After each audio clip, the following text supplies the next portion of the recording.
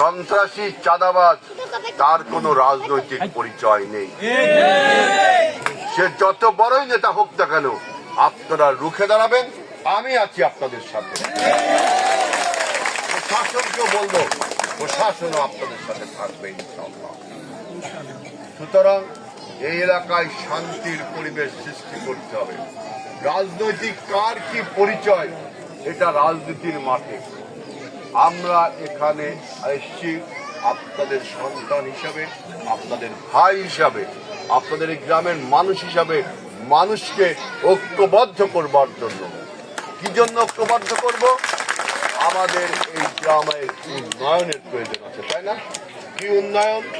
আমাদের ছেলে মেয়েগুলো যদি সত্যিকার শিক্ষায় শিক্ষিত হয়ে না উঠতে পারে, তাহলে কি আমাদের এই সমাজটা আলোকিত হবে? আমাদের পরিবারের আয় উপার্জন বৃদ্ধি পাবে? না। আমরা কিভাবে শিক্ষার উন্নয়ন ঘটাবো? আমরা স্বাস্থ্য চিকিৎসার উন্নয়ন ঘটাবো। আমরা সবচেয়ে বড় যে উন্নয়নটি করতে চাই সেটা হলো মানুষে মানুষে ভেদাভেদটা ভেঙে চুরে চুরমার করে সকল মানুষকে আমরা এক কাতারে দেখতে চাই। আপনি যে দলই করেন না, কখনো কারো প্রতি কেউ যদি অন্যায়ভাবে আক্রমণ করেন, তার বিরুদ্ধে আপনি সে বিএনপি করেন আর যে দলই করেন কেন, আপনি আওয়ামী লীগ করেন আর জামাত করেন না কেন, আমরা গ্রামবাসী সত্যের পক্ষে রয়েছি।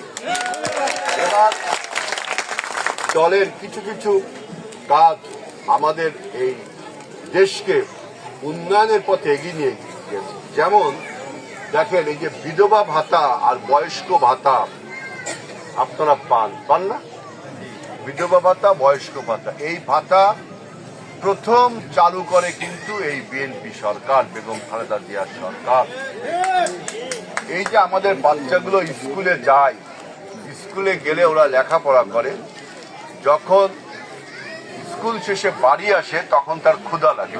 কারণ লেখাপড়া করলে ব্রেনের কাজ হয়, এই ব্রেনের চর্চা হলে, আপনি কায়িক পরিশ্রম, মাটি কাটলেন 1 মাইল, পরে ক্ষুধা লাগবে না?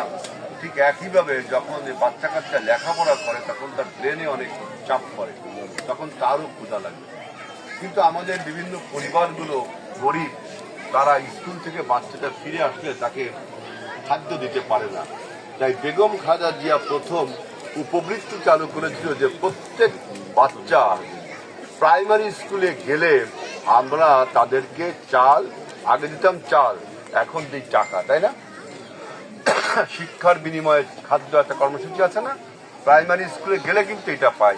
আমরা আমাদের দুস্থ অসহায় পরিবারগুলোকে আমরা স্বাবলম্বী করতে চাই, অর্থনৈতিকভাবে স্বাবলম্বী করতে চাই এবং অর্থনৈতিক কাজে নিয়োজিত করতে চাই। এই জন্য সারা বাংলাদেশে আমাদের দল বিএনপি এই যে ফ্যামিলি কার্ড, দেখছেন এই কার্ডটা?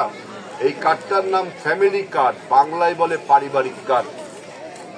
প্রতিটি পরিবারকে আমরা এরকম একটি কার্ড দিব। এই কার্ডের ফলে আপনি 2 থেকে 2,500 টাকা পাবেন। সেই টাকা দিয়ে আপনি চাল, ডাল, তেল, নুন, নিত্য পণ্য কিনতে পারবেন। এরপরে এই কার্ডের একটা অনন্য বৈশিষ্ট্য হলো, আমাদের একজন বক্তা রুনু মনে বলছে যে স্বাস্থ্য সেবা পাবেন এই কার্ড। জানতেন কিরকম স্বাস্থ্য সেবা?